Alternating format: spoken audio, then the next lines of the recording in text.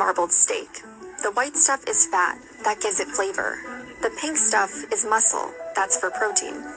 Scientists had to figure out how to recreate both.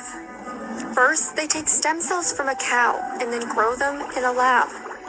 Here, the cells grow suspended in a liquid, where they divide roughly once a day. Then scientists move the mass of cells to the tissue engineering lab, where they make something called bioinks. There's one for muscle and one for fat. You can print any structure that you're able to design. So you upload a file to the printer and you can present a steak of pretty much any size and also any proportions.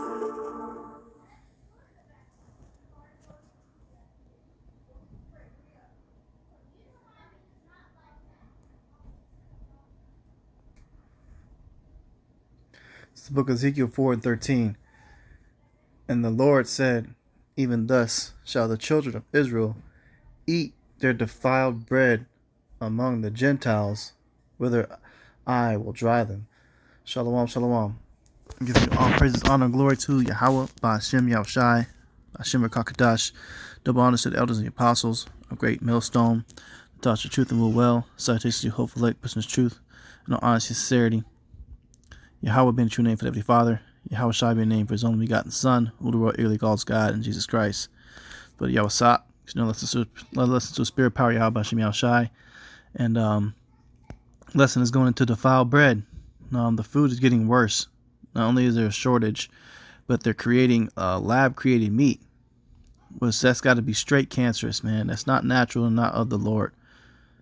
Taking stem cells to create meat, and don't be surprised if you see this thing on the shelves and you may think you're buying an actual regular piece of steak, but it might not be actual regular steak at all. Could be lab generated, man. But this is the type of poisons that we have to deal with living in this hellhole called America, which is Babylon the Great. And us as Israelites have always had to suffer with dealing with unclean foods and being forced to eat things that ain't right, man. But this is just to blow the trumpet to make you aware. Be careful what you're picking up. Because you got to ask yourself, with the rate of consumption of meat in America, how is there enough cows to feed all of these people? Think about how many McDonald's are on every single corner. How is there enough cows to meet that demand? And a lot of them are saying that stuff has human meat in it too. So you can't trust anything. This is why you got to pray over your food, man. And there was another video as well I came across. Here's this one here. Is bad for your health, and so is not getting enough sleep. But what about spicy snacks? This mother has a warning. When my daughter had this surgery, I knew I had to tell everybody about it. Renee Craighead says the doctor told her hot chips were behind her 17-year-old daughter's stomach problems. Every time I go out, bring me back some hot toddies, bring me back some hot chips, and me, because I want to make her happy, I brought them back, and she was eating big bags. That soon led to surgery and her gallbladder removed. We do see tons of... There you have it, man. And that stuff has chemicals in it, and they put certain things to make stuff like that addicting. Stay away from these chips and things like that, man. This is why it's good to get into fasting and learning about vegetarian diets. Not saying that you all have to do that, but it's good to do a cleansing every once in a while and go on a Daniel fast because of all the toxins that's been built up from all the poisons that they're trying to kill us with. There are some countries that they don't even allow food into their country that is made from America. That's how bad it is over here. And that shit's real, man. This is the book of Daniel 1:15. And at the end of 10 days, actually, if I go back a little bit, for the whole chapter here. All right, so this is Daniel 1:5. And the king appointed them a daily provision of the king's meat and of the wine which he drank, so nourishing them 3 years, that at the end thereof they might stand before the king.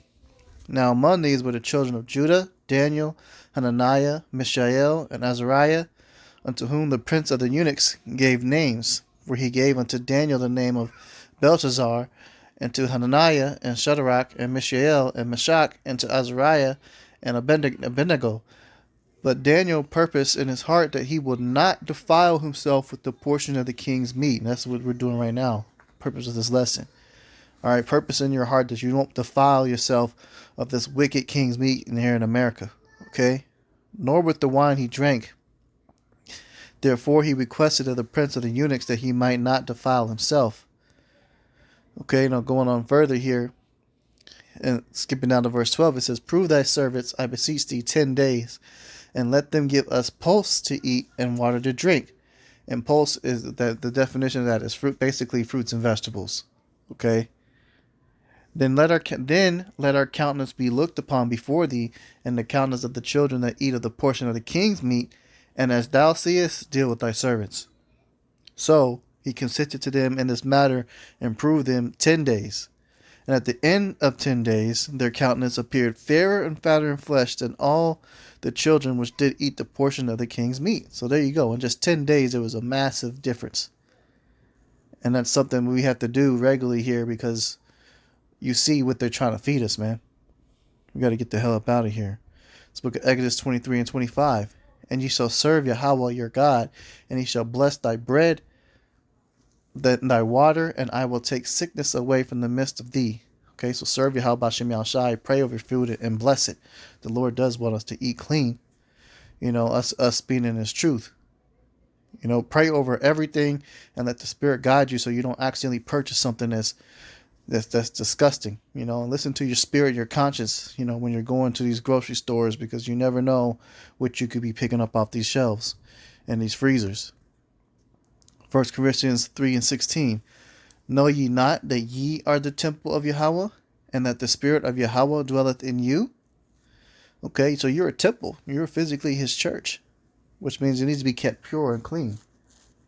And this is why you also shouldn't be eating any unclean foods, such as pork, okay, fish without fins and scale, which is shellfish, and catfish.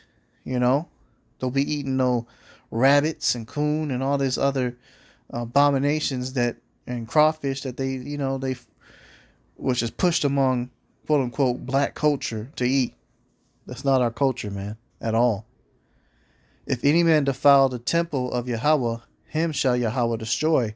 For the temple of Yahweh is holy, which temple ye are. Right, so take care of your temple, man. Read the nutrition labels. Stay away from just junk food and stuff and all these bags of disgusting poison. You know. So with that, you know, it's just a quick hit lesson. Lord's will, lesson was edifying. And close out.